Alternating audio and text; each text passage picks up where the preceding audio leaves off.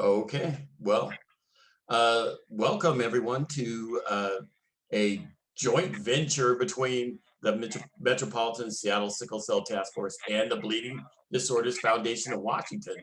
And really, what we're talking about today is self advocacy. It is a very important topic. And so we have created, well, actually, uh, Claire and others have created this slide deck to help us understand and provide the tools that we need to really talk through advocacy for ourselves and our families as we progress through uh, working with doctors in the emergency room, because communication with those providers is essential to getting the best care possible.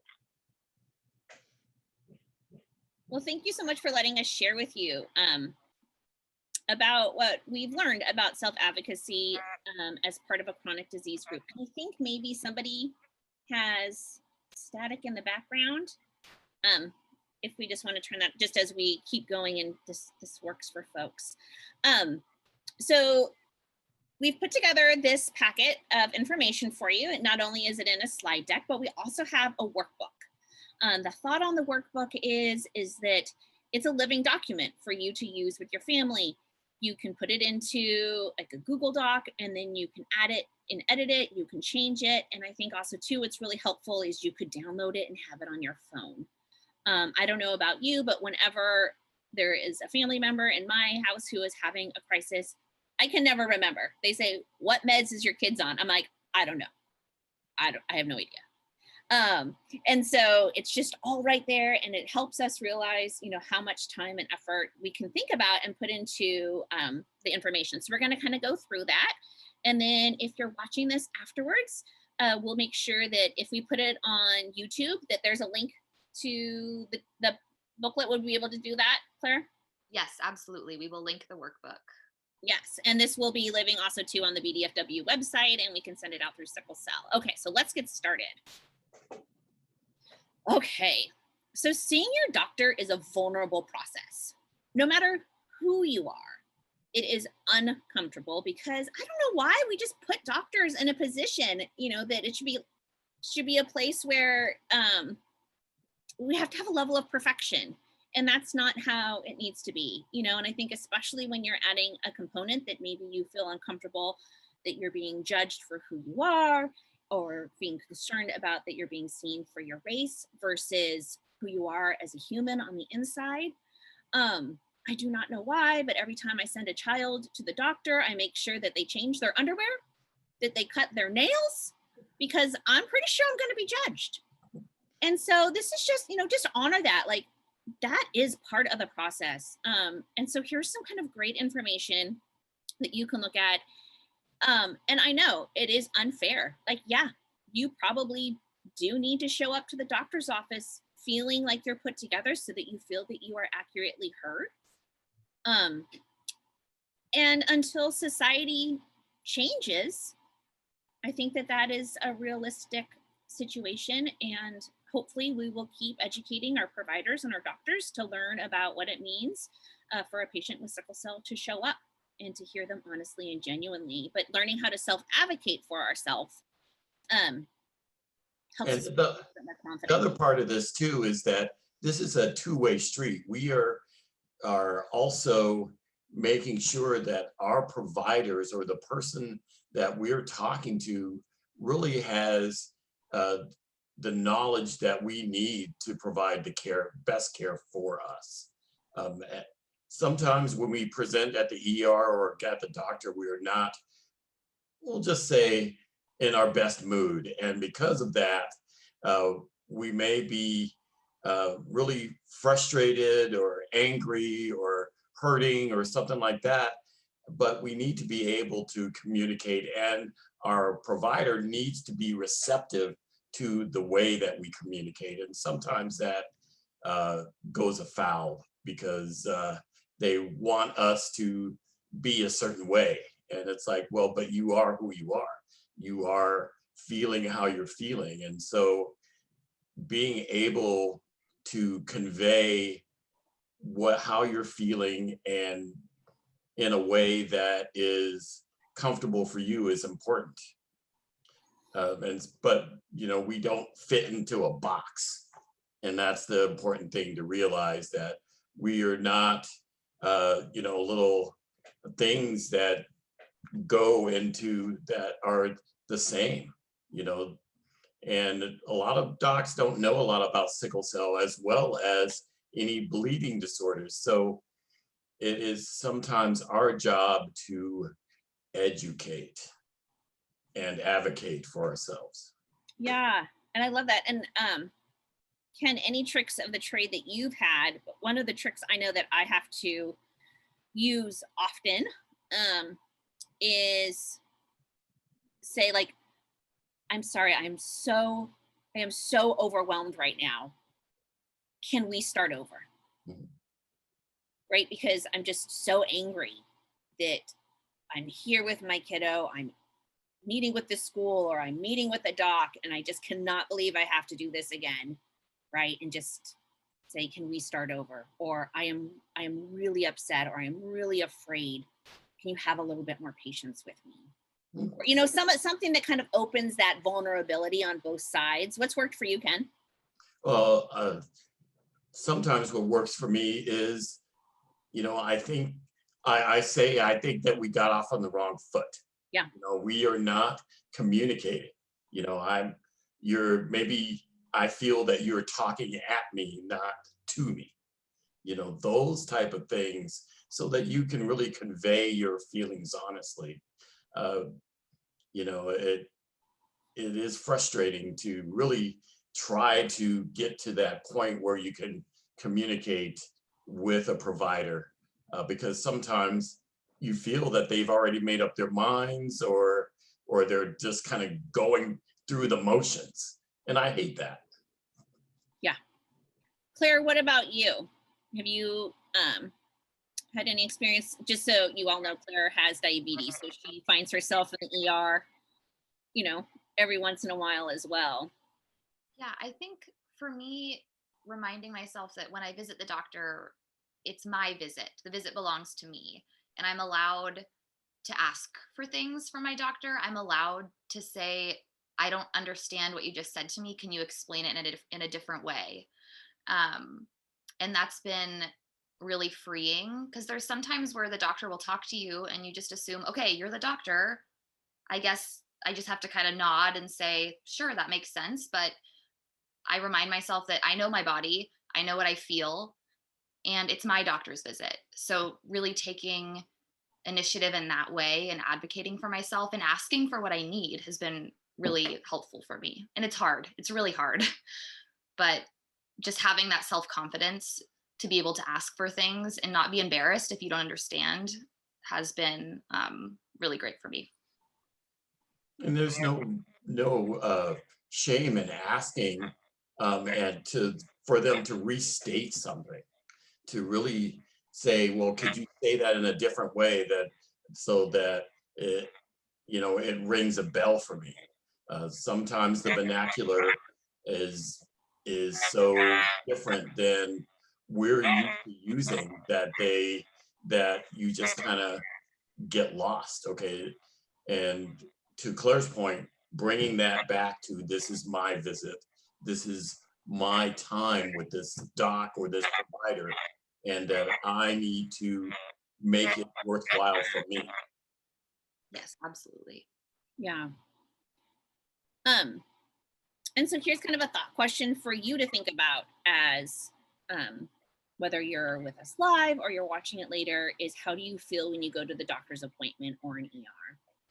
And I think for being able to think about this before you walk into the door, even like a week before, right? That appointment's coming, is to maybe call the BDFW or call a friend from the task force and say, I have this visit, and kind of walk through those feelings beforehand.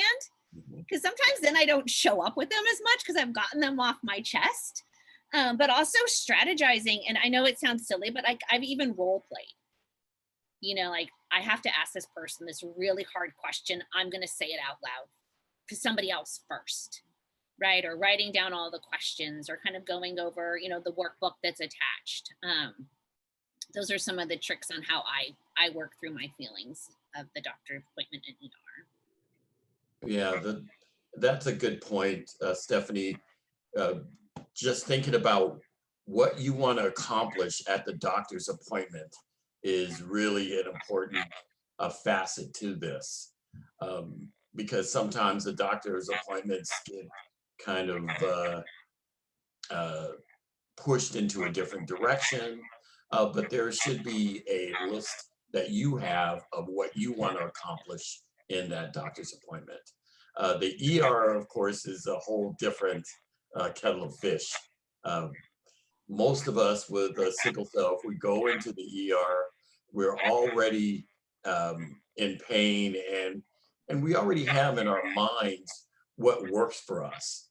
And the challenge is communicating that to the staff at the ER, and really trying to convey in the best way possible what we need.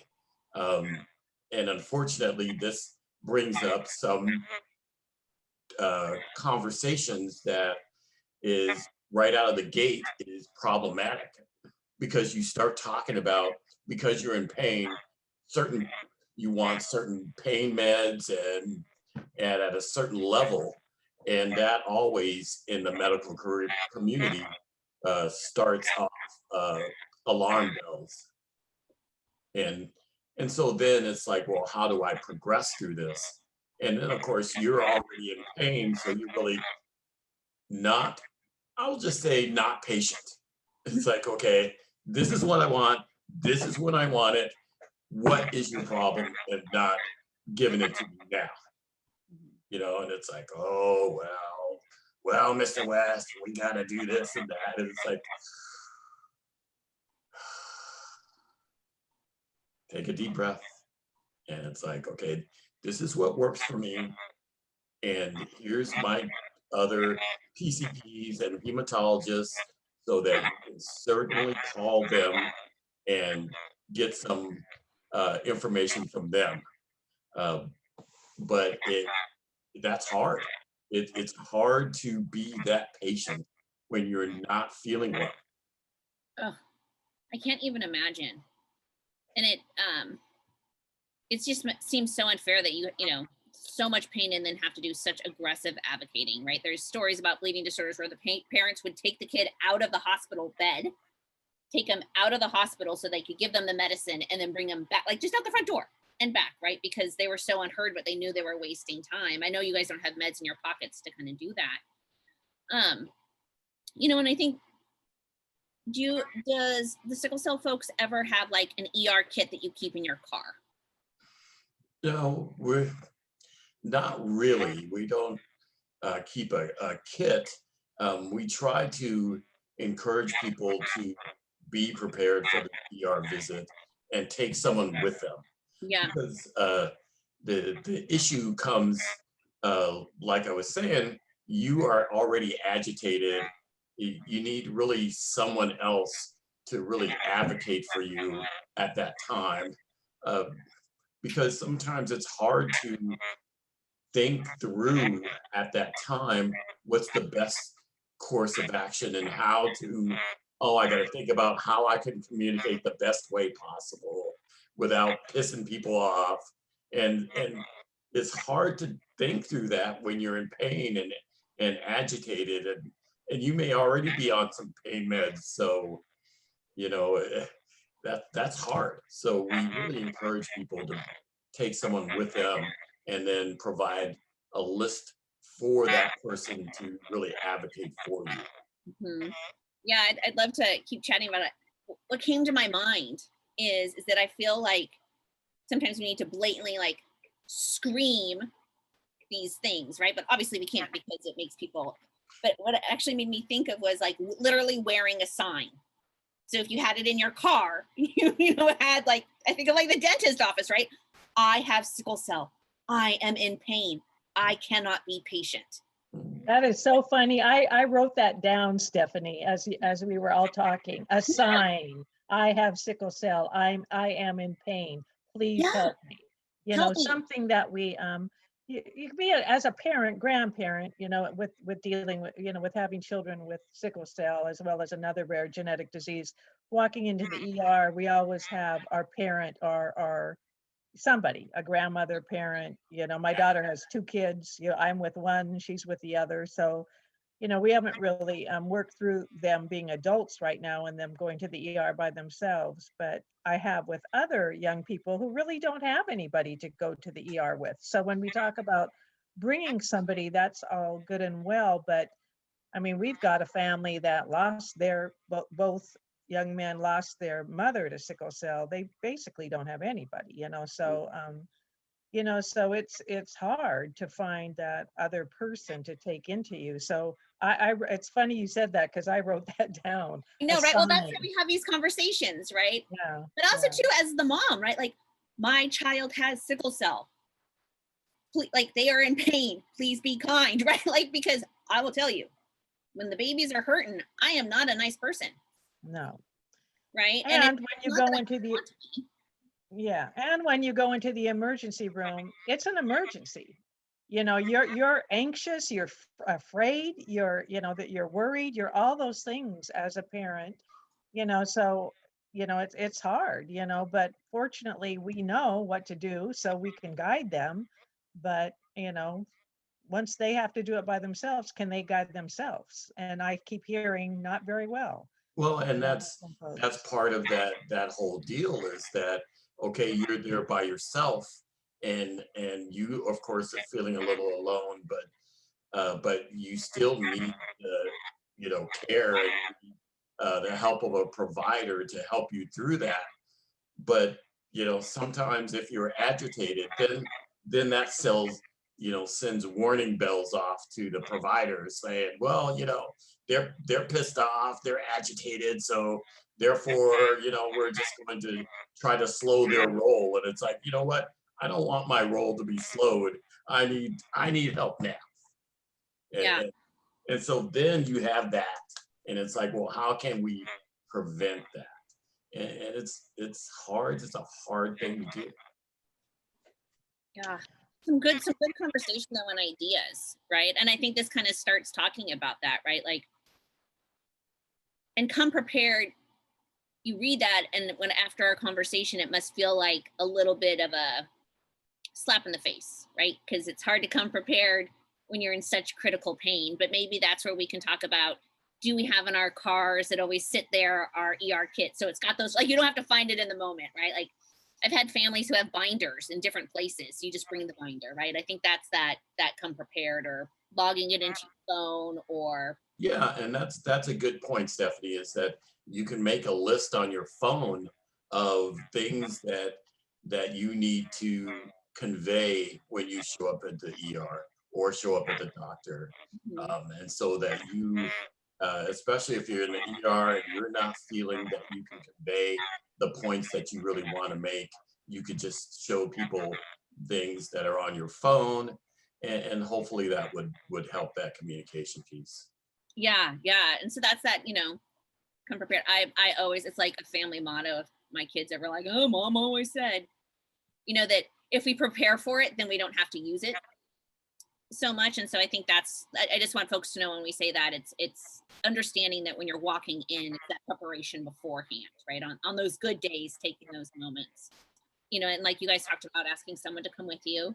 And if not, maybe there's someone that that you can call, or even telling them when I come in, like, I'm really going to need an advocate. Is there a patient advocate here Mhm. that can help? Or maybe, just, and you can have all those questions on your phone, those talking points, right? I always have talking points with me. People are like, you're so good at advocating. I'm like, I always have talking points with me, even before I talk to the teacher for my kid and we're gonna have a phone call, because it's just so easy to forget. And like Yeah, I was talking about, like, that, don't be afraid to ask questions.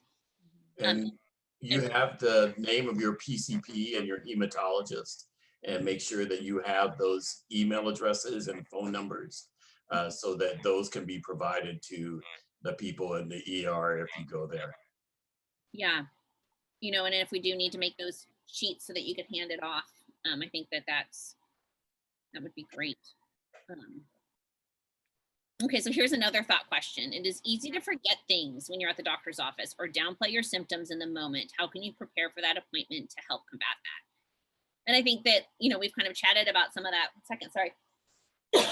But is there anything else that people are kind of thinking that would be helpful? One of the things too is knowing what websites to go to or pull up, right? So whether it's the Sickle Cell or the BDFW to find forms, if you need to pull up, a national entity, some of those things can also be helpful. Well, the other part of this too is to make sure that you kind of write down your symptoms so that you can talk about them later, because there may be things that you forget about, to this slide's point, in the moment, but you really need to talk through. And remember that everyone is different. The idea that things should be a certain way, you should feel a certain way at a certain time during a certain crisis or something like that is not really a deal. You need to convey how you feel, and that's the important thing. Yeah. So Stephanie, Mhm. do you find within your group, I know for adults, we think about doing those things as they become teenagers and they kind of transition into adult life and they go to the ER maybe without their parents or something. Are they good at writing these things down? Are they good at providing that information? Are you finding? I'm just kind of jotting down some ideas because I know we have talked about this several times with our young adults and with our community. And I'm just thinking of ways that we can support them to do that. So for example, at our adult retreat, we could actually have a little session where, okay, everybody gets out your phones. We're going to talk about advocacy. We're going to put on our phones together right now the important things that we need to do when we go into the ER. Mhm. Because left to their own, we talk about this and then they go away and they don't do it, Right. So, just really having a discussion where we have people right there and doing it right there and then when they're with us. Well, and role-playing exercise, I think, would be helpful as well. Because I think that we all have felt that there is that we've been in situations and understand that the other person or the provider is really not getting us. So, playing that out in a way that we can kind of talk through that and see how we can get the conversation back to where you think that it's important, and role playing will help with that. Mhm. And I think that, like, to your question, I don't think any young person is good at it. Yeah. I don't know, maybe maybe Claire can speak to that, of having to transition and to, learn along the way. But I think about when we were at that conference, Claire, and you got sick, Yeah. right? And that was like that big first moment. Yeah. Well, I what comes to mind is like growing up, I think I would rely on my mom a lot to have all those, to prepare and to ask all those questions and to advocate for me. And I think for young people, teenagers, a really hard thing is transitioning into, okay, now I have to be in the driver's seat. This is my responsibility, because once you're 18, it is your responsibility. And I remember my mom sort of slowly, letting me ask the questions, or if I looked to her to answer for me, she'd say, you can answer the doctor yourself. And so I think that was really great for me to start learning.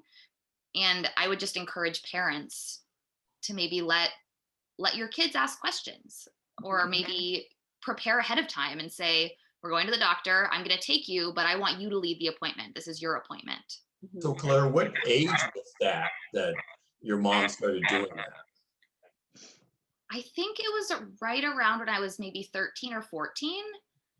And then once I got my driver's license, my mom said, you can drive yourself to the doctor, or I can come with you. And I chose to take myself. And that was really scary. And I felt really intimidated by it. But I think it was also a great way to push me out of my comfort zone, because then when I went off to school, you know, now I'm an adult, it's all my responsibility. So it was great to sort of have that kind of slowly ease into it. Yeah. And I think that it is that slow easing. Right? And it's one of the reasons, so you'll see like where I talk to the kids. So I know who has a bleeding disorder and who doesn't. Sometimes the parent has a bleeding disorder, but my job is to help that bleeding disorder patient learn how to thrive.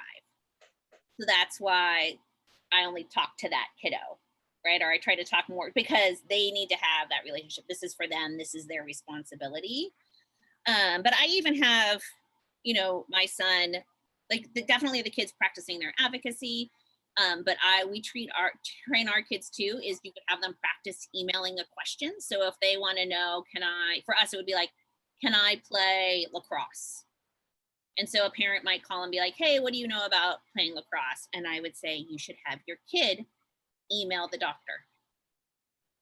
Right. So when those questions come up, having, you know, the kid really lead it. And finding an excuse for the kid to send an email, right? Or if they have meds to order, having them reorder it. Having them start thinking about that appointment. And then, you know, but we start that, I think you should start it at 5 or 6.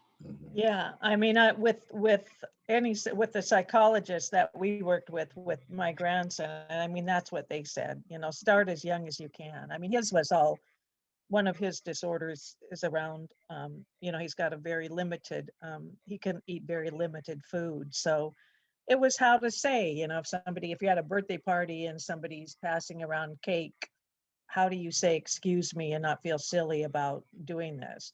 The first time I had him go to the doctors by himself, there's a clinic at the UW, which is his clinic is actually difficult to find. So when he was 18, I drove him there, but I said, okay, I'm going to park here. You need to find the clinic. This is your appointment. I helped him write down, you know, things to ask, but he called me about 10 minutes later. He said, Nana, I am so lost. I can't find the clinic. I mean, it's just simple things like that. You know, how do I get there? You know, it's just, you know, so to prepare them as young as possible. I mean, and that's what the psychologist told us. They said, you know, you got to prepare them young, or they're going to be spoiled brats. You know, they're going to depend on you for everything. And so, you know, let's teach these children young. Well, you've So heard we the famous hemophilia joke amongst the older guys is, how many hemophiliacs does it take to screw in a light bulb? None. Their doctor, nurse, mom, and social worker will do it for them. You know, so, you know, that's that, right? Like, but I also think if there's ways to help kids become more independent that doesn't have anything to do with their medical condition, right? Like, you can make your kids order their own food when they go to Mod Pizza. You can, you know, make your kids go ask once a month at the grocery store, can you please show me where I can find the toothpaste? Right? Because that's the same, like if you can say, can you help me find the toothpaste? It's easier to find someone and say, can you show me where my doctor's office is? You know, and so there's lots of ways to build that level of self-advocacy, right? With our teachers, you know, if at the age, now that all these kiddos know how to email better than I do, okay, why don't you email your teacher this morning and let them know that like you think a sickle cell flare is on the horizon. You email them, you can CC me, but let them know that, right? And I always tell the teacher, like, hey, I'm gonna really try to let my kiddos do this. And so that's another really great way to kind of start that, right? Because we're not at the doctors very often. So we learn how to self-advocate in our daily day, you know, our daily times, you know, and then as parents, we get to practice stepping aside. You know, and it's better, you know, I remember this, it's better to stumble when you're a little person than to stumble when you're over 18. Definitely less consequences.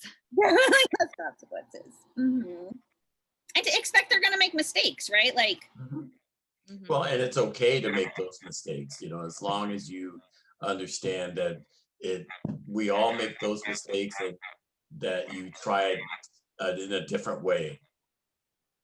Yeah. Yes. Oh, so this kind of goes like right into that, Yeah. right? Like, is to know your rights, of being a patient. Um, and then I'm just going to say these out loud, right? That it's a two-way communication related to your health. If you need an interpreter, ask for it.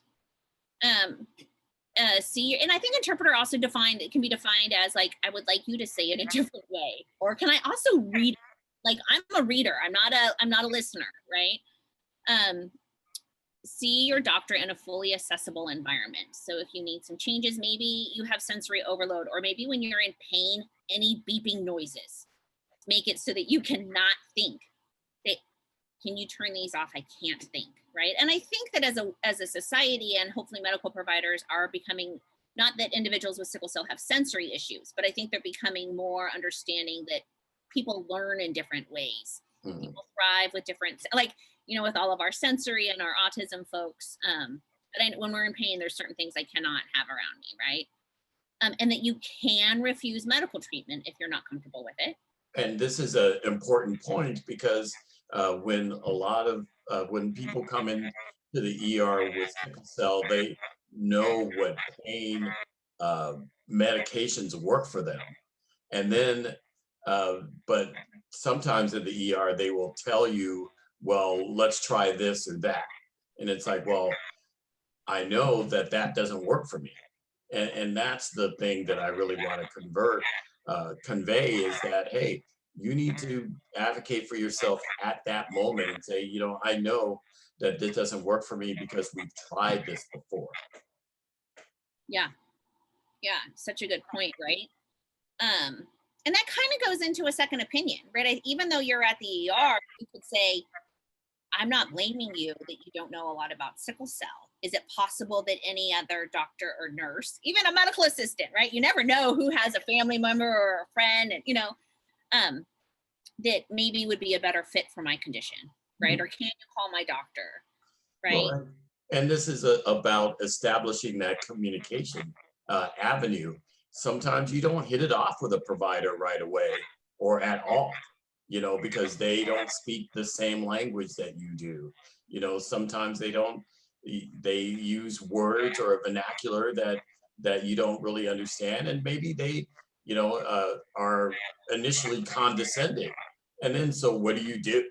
You know, you have the right to go and say, you know, can I have someone else that I can talk to? Because you're really trying to establish this communication. And if someone's really discounting you off the bat, you have the right to say, I want to talk to someone else. Yeah, absolutely. And then, wearing your medical ID, Mhm. right? It kind of creates that sense of, oh, well, they have the ID, just another tool to kind of help solidify the diagnosis. And I think that any rare disease, you're having that level, like, could that really be a situation that you have? So yes, and also too, just for anyone who's listening, the BDFW will provide anyone who has a sickle cell diagnosis with a medical bracelet. So just contact us and we can work with your team to get that set for you. And we definitely appreciate that, Stephanie. Yeah, absolutely. And do you have a medical ID bracelet or necklace? This is one of my favorite things to remind people, is that so many people have medical IDs now, right? I think that even 10 years ago or something, it was a little bit like, I don't want to wear my bracelet. I don't, Claire, show your bracelet. Right? Like, and it's not, and people wear so much jewelry, boys and girls, like it's just, and there's so many to choose from. And in our program, we have a selection of them that you can choose from because we want it to be something that feels right for you.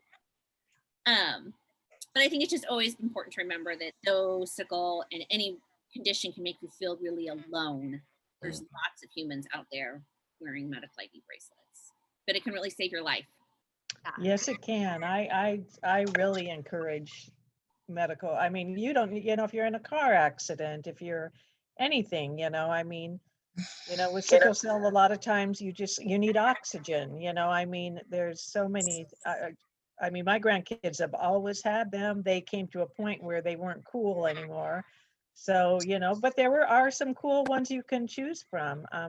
We need to look and make sure they have them, but there's so many situations that could happen. You know, I mean, my grandson had a crisis at school, and fortunately his sister went to the same school. And by the time I talked to the people taking him, you know, he had to go through the aid car had to come and get him. And they finally called me and they're like, don't worry, his sister knew everything what to do. You know, his sister's like, you know, but what if his sister wasn't there, you know? So Yeah. so many times there's things like just simply oxygen can help so much, you know, and if they don't know that, you know, I mean, it can be critical, you know, so. Yeah. We always like to say medical ID can help advocate for you if you can't advocate for yourself. Similar to Stephanie, what you said about wearing a sign that says, I have sickle cell, I have hemophilia. Mhm, Your bracelet will say that. So if you're at the ER and you're in so much pain, or you just can't explain it again, you can just hold out your arm, say, look at my medical ID. It has my doctor's phone number on it. It has my diagnosis. That's just another tool that can help. yes. It's so true, right? Especially, I mean, I think like, you know, with diabetes, right, that fear of becoming unconscious, right?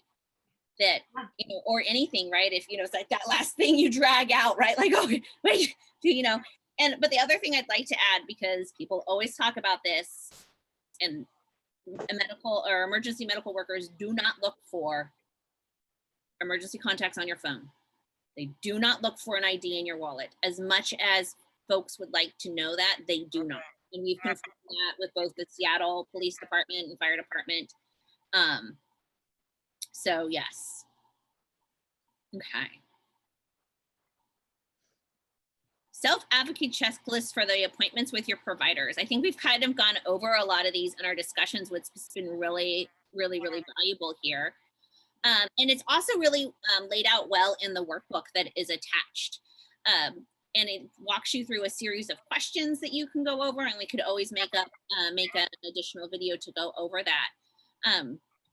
But you know, I love this one, you know, ask the care team to print out any educational materials that they mention, you know, or they can provide a link to keep your notes in between visits. We kind of chatted about that. You know, you are by law allowed to have any of your medical records. So if you want the medical record from each appointment and you keep it in a book, you know, you are welcome to have that. So here's just some great checklist items. Yeah, and again, this will be in the workbook, so you can download this, you can print it, and you can keep it with you. Okay, and here is just some fun preparation things. This is also another great way. You know, we talked about how do you help kids know how to advocate for themselves. I am kind of I really drill things into my kids. So you could make these part of learning, right? That at home, you know, okay, who's your sickle cell provider? You know, how do you talk about like teaching the pain scale when you're not in pain, so that you have time to, you know, go over it. But learning all of these things and, you know, challenging the community and the family to kind of know these by heart, so they just roll over the top of someone's tongue. Is a really great way to kind of work on that self-advocacy, you know, with all of us. Or choose your top 3, right? You're going to know which ones are the hardest for you to remember, right? I always I can never remember the answer. I never know any of my children's birthdays when they are like, and what's this person's birthday? I don't know. I'm a horrible person. Like, I don't know why. I can never remember their birthdays when they ask me, when I'm stressed, right? And add your own, right? These are just suggestions. And if you have really great ones that you think should be added to this, let me know. This workbook that we've put together is a living document. So if we are missing something, just give us ideas, right? You're the patients, you know the best. So, and let's go over tips for better care. We've probably hit a lot of these, but Ken, what are we missing, or things that you really want to highlight? Typically, and you've already put some of these in here, the pain management plan. Mm-hmm. A lot of people have pain plans already established, and then pointing those things out to the people in the ER that there is a pain management plan should be followed. So on the pain management plan, Mhm. is it in the EMR? And do you receive a copy of it as a patient? You can receive a copy of it, yes. It is not in the, well, not in the EMR. And see, we've learned that the EMRs are their own kind of island, that they don't really have to take any other advice on how to do things. They don't need to, they don't have to call your PCP or hematologist or anything like that. It is kind of a, they're like an island to themselves, and that is why we've had to partner with managers of those ERs, because they do things a little differently. If you're admitted to the hospital, you have a pain management plan that they follow. Or to Lillian's point, she put a little blurb in the chat that she has a pain management plan for her daughter, and sometimes they don't even follow that, and it's a written thing. So you really have to continue to advocate for use of a pain management plan and something that has been written that you know that works, and Yeah. they need to be able to reference that, and they should be using that, but they don't. Sometimes they don't, for whatever reason. Yeah. And I imagine too, like, let's say you're on vacation in middle of Washington, right? And it's a smaller hospital there, Absolutely. right? Like that's, yeah, I would love for us to keep digging and finding ways, or maybe even I can ask Dr. Cruz, like, was there a way to do pain management plans in Louisiana where you have a higher population that worked or that they knew? Right. Maybe And the other side of your dental apron, right? Best care plan or proven. to your point, there are people with sickle cell and of course other bleeding disorders all over the place, and so we need to be able to communicate with those different places, whether it's downtown Seattle or downtown Spokane or wherever. We need to be able to have those pain management plans or those plans available no matter where we present. Yeah. One of the problems that happened, and I know Lillian just put that out, there was that time where they, all of this whole, I think it was globally, in the US or maybe just in the US, that they had stopped, there was this whole thing where they stopped giving out so much, of the hardcore drugs. And so when we had patients going in to the hospital, they weren't getting what they're normally getting. And it was because of this. So there was this whole communication thing that they really weren't, that communication never happened, that next time you go into the ER, you're not going to get these drugs, you're not going to get. So because they weren't getting those drugs, they were getting more stressed. They were, because they weren't, what they were giving them wasn't helping them. So I don't know what's happening now in the ER, but I remember being with a patient and going in. Kendra and I went in to kind of advocate for a young man that was having that issue, and it came out, and he was mad at the docs that were talking at him, and so angry, and just, they're not giving me what I want. And I had to explain to them, this isn't just you, this is happening everywhere. But so I guess that's one thing we need to really look at, Ken, is what is happening again in the ER when patients are going into the ER. Are they back to giving them to what they used to give them?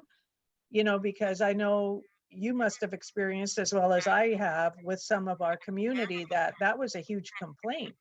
They weren't Right. getting what they needed in the ER anymore when they stopped, using the hardcore drugs or giving as much of it, because of what had happened with, with this whole thing with, the addiction, and, it was horrible. And, Well, my, the state of Washington changed their parameters as far as what medical providers can provide as far as pain management or pain drugs. And so they changed that to creating the pain service. And the pain service is a service that can prescribe certain drugs. Your normal PCP or hematologist can't prescribe this level of drugs. And that was a huge change in our population, for our population, because it was, to your point, was not communicated out correctly. And now that becomes a huge problem, because then as we go into the ER, it's like, well, this is the dosages and this is the drugs that I usually get. And now the ER docs go, well, you know what, that is not something that we can really provide. And that becomes a big conundrum, because then it's like, okay, so you cannot provide the care that I really need. And how do we really attack that in the best way? Well, Ken, so that's still happening. Mhm. Yep. It is, so I thought Washington State, if I remember right, and it may not have passed, it may not even happened yet. I thought because that was not even just with our community, that was people with cancer, people that had, that had chronic illnesses that require those pain meds until they came up with something else. So I thought that in Washington State, they went back to what they were doing prior to this whole thing of stopping to provide the pain protocol that someone should get. So that has not happened yet. They are still not getting what they're used to getting. Is that? That is what I've been hearing from people that have gone to the ER. And so, well, I think that we need to talk to Dr. Martin about and get some clarity around that. Yes. That was a huge issue. I mean, people were switching hospitals. I mean, we had some, a few people that wanted to switch hospitals because they're like, I've got to go somewhere where they're going to give me what I know I need. So, so that was, we need to check on that. Good, we can definitely do that. Yeah. And here's kind of just some final reminders. I love this one, right? Like Claire was saying, this doctor visit belongs to you. Mm-hmm. You know your body better than anybody else. Take initiative. Come prepared with a list of goals and questions. I always do that when, like, what is it that I have to walk away with, right? I'm like, no, I don't feel like you told me this. Mm-hmm. Take notes, ask questions, and don't end the appointment until you feel the questions and concerns have been addressed. Yes. And I think it's also fair to be like, can I follow up with you on this? Right? Maybe they're wanting you to try something new. What's the best way to follow up with you? Right. Plan ahead. It is silly, but we do spend a lot of time prepping for appointments and prepare for a potential ER visit. Obviously, this has a lot more areas that we need to really expand upon, but I think we gave you some good food for thought. And that the task force and the BDFW are here to help advocate for you and also to practice with you, to brainstorm with you. And that we look forward to helping you guys continue to have this conversation. It's an ongoing growth process. Nobody is perfect or fabulous at self-advocating, especially in crisis. Mm-hmm. And like, that's just not. Mm-hmm. Absolutely. No human can do that well, right? Like, Mm-hmm. So. Great. Yeah. Any last words, Ken? Looks like some other folks are coming in to hang out and chat. No, I think that was a good discussion. The important things to takeaways are that, just like you said, your appointment is for you, and you should be guiding the discussion, and that you are the central hub of this. So you get out of it what you put into it as well. And so there's nothing wrong with demanding from the provider what you need. That's important as well. I think that sometimes we think that the providers know the best, but really we know our bodies the best. And so because of that, we really need to be our own advocate and say, you know, I'm not sure that this is correct for me. You know, this is not the avenue I want to go down. Are there other alternatives? Yeah. And that ability, for me to always be like, can I start over? I think we like how you had mentioned, right? Like, I think we got off on the wrong foot, or, can we take a breather, or can you let me center myself, whatever, like, like all those kinds of things, right? I think that so hard to use in the moment.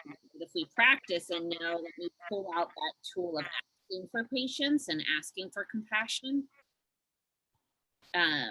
it's helpful anytime that we're having to self-advocate. Absolutely. And that's an important point, Stephanie, is that we can say, hey, I think we got off on the wrong foot, or maybe I'm not understanding this correctly. Is this really what you meant to say? Yeah. This is how I'm hearing this.